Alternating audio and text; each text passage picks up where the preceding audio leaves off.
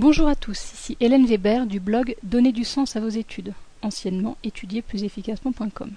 Voici la 6e vidéo sur le thème Se motiver à travailler, comment lutter contre la procrastination. Ici on va aborder le principe de rareté. Donc je m'appuie toujours sur le livre de Robert Cialdini, Influence et manipulation, dont vous pouvez trouver le résumé sur le blog. Donc je vous ai déjà proposé 5 vidéos sur les thématiques précédentes, la réciprocité, l'engagement et la cohérence, la preuve sociale, l'autorité et la sympathie, qui sont autant de principes psychologiques et de psychosocial qui permettent d'influencer les autres en employant certaines stratégies. Donc là, il va être question du principe de rareté. De quoi s'agit-il? Donc, encore une fois, je vous présente une situation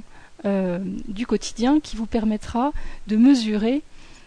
comment ce principe de rareté influence notre comportement au quotidien. Donc imaginons que vous alliez faire les soldes et que vous entrez dans un magasin que vous aimez particulièrement et que là vous tombez sur une pile de pantalons mais super, vraiment le pantalon qui vous intéresse, coupé comme il faut, en tout cas vous le mettez face à vous, il a l'air impeccable.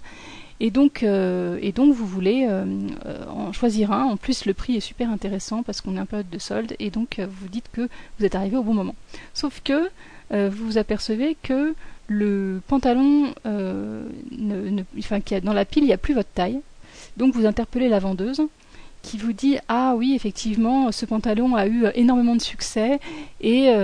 il est bien probable qu'on n'ait plus cette taille. Mais attendez, je vais aller voir en réserve, peut-être qu'il m'en reste quelques-uns, et en tout cas, s'il m'en reste un, il sera pour vous. » Donc à ce moment-là, la vendeuse donc va en réserve, et vous êtes fébrile avec le pantalon en main parce que vous savez que c'est absolument celui qu'il vous faut, qu'il est vraiment génial, que le prix est trop intéressant, et que plus le temps d'attente est long, plus vous espérez que la vendeuse va pouvoir vous en dénicher un dans la réserve, et plus vous donnez d'arguments de vous dire qu'il faut impérativement que vous puissiez repartir avec ce pantalon, d'autant que plus ça va, plus des personnes s'attroupent autour de la pile et commencent à les regarder, etc. Et vous voyez bien que vous n'êtes pas le seul intéressé. Au bout d'un moment, elle revient et vous dit « Écoutez, vous avez vraiment de la chance, il m'en reste plus qu'un dans votre taille, c'est celui-ci. » Voilà, donc à ce moment-là, vous allez quand même en cabine d'essayage pour l'essayer, et vous commencez à l'essayer, puis là, vous apercevez sur vous qu'il est pas forcément aussi bien que ce que vous aviez envisagé, mais bon, et alors, au même moment, la vendeuse toque sur le côté dans votre cabine d'essayage et vous dit que vraiment il faut que vous vous dépêchiez de l'essayer parce qu'il se trouve qu'il y a une autre personne intéressée qui fait la même taille que vous et que si vous ne voulez pas de ce pantalon, à ce moment-là, l'autre personne aimerait pouvoir l'avoir. Donc à ce moment-là, vous vous dites « Oh là là, c'est le dernier, qu'est-ce que je fais ?» Bon, finalement, vous décidez que il vaut vraiment le coup, le prix est quand même super intéressant, il n'est pas parfait, mais si vous le reposez sur la table, c'est sûr, quelqu'un d'autre va le prendre, donc vous décidez de partir avec. Et je ne sais pas si ça vous est déjà arrivé, mais d'arriver chez vous un ou deux jours plus tard, de le réessayer et de vous dire « Ouais, en fait, c'était pas l'idéal » et peut-être de regretter un achat fait dans ces conditions-là, et peut-être avec le recul de vous dire que la pression, il y a plein d'éléments qui vous ont mis sous pression dans la situation et qui ont fait que vous avez fait un choix qui n'était pas forcément le meilleur si vous aviez pu avoir un peu plus de temps pour réfléchir. Là, à travers ces exemples, Robert Cialdini met en évidence que finalement, l'humain, on va dire, nous avons tendance à avoir davantage, à être davantage influencé quand on a peur de perdre, quand on est dans la crainte de perdre, plutôt que quand on est dans la perspective de gagner. À chaque fois qu'on veut acheter quelque chose, et c'est de la façon dont les vendeurs utilisent le principe de rareté. Quand vous êtes sur Internet et que vous voyez que un produit est disponible tout le temps, et que finalement il n'y a pas de raison de penser qu'à un moment donné il sera plus disponible, à ce moment-là, on prend son temps, on revient, on doute, on se donne la possibilité de mettre en concurrence avec d'autres produits, de chercher lequel serait le meilleur, etc. Par contre, quand il y a une information qui est « ce produit ne sera disponible que de telle heure à telle heure et qu'il faut absolument que vous soyez là parce qu'il n'y en aura pas pour tout le monde, etc. », à ce moment-là, vous êtes non pas dans la perspective de gagner quelque chose et donc de trouver le meilleur produit possible, mais dans la crainte de perdre, c'est-à-dire si au moment où vous aurez fait toute votre étude de marché pour déterminer le meilleur produit, eh bien il y a cette possibilité qu'il soit plus sur le marché alors qu'il était le meilleur, et là vous aurez plus la possibilité de faire le choix. Donc il vaut mieux anticiper, aller plus vite. C'est ça le principe de rareté. Alors, Robert Cialdini attire également l'attention sur le phénomène de réactance psychologique, à savoir une manifestation d'hostilité ouverte face à une restriction de notre liberté. Et là, vous avez plein d'exemples historiques qui montrent que les soulèvements, par exemple, le moment où la révolution, les révolutions qui se produisent régulièrement dans différents pays, dans notre histoire, etc., eh bien, adviennent préférentiellement dans des moments où les gens allaient plutôt mieux, ou dans le cadre desquels leurs conditions de vie étaient plutôt meilleures, plutôt que quand elles sont au plus bas et les plus difficiles. Il y a un auteur, un historien qui a mis en évidence que la révolution de 1789 en France, eh bien, il y avait plutôt une amélioration récente des conditions de vie, et que c'est dans ce contexte-là que la révolution a éclaté, parce qu'à un moment donné, on a demandé aux gens qu'est-ce qu'ils aimeraient avoir de plus, et qu'on ne leur a pas fourni les choses à la hauteur des demandes qu'ils avaient formulées. Donc, quelles sont les conditions optimales pour que le principe de rareté opère et influence notre comportement ?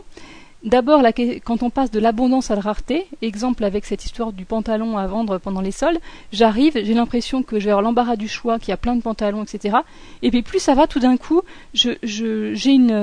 y a une situation de rareté, il y en a finalement plus qu'un qui est à ma taille, donc il faut que je me décide tout de suite, sans forcément creuser et réfléchir au bien fondé de mon achat. Et le deuxième élément, c'est la compétition pour la ressource, à savoir, et ça c'est la stratégie qui est mise en place avec les autres vendeurs, plus ou moins volontairement,